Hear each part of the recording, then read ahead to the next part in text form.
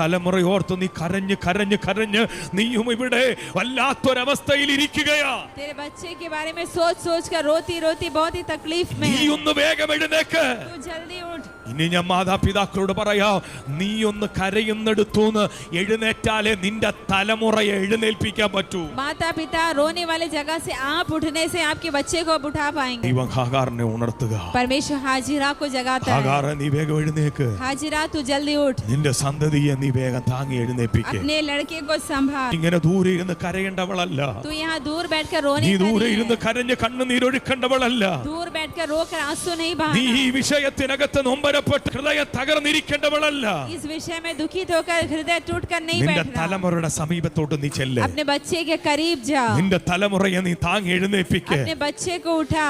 വിഷയത്തിന് പരിഹാരം സ്വർഗ്ഗം ഒരുക്കും. विषय का हल प्रभु करे.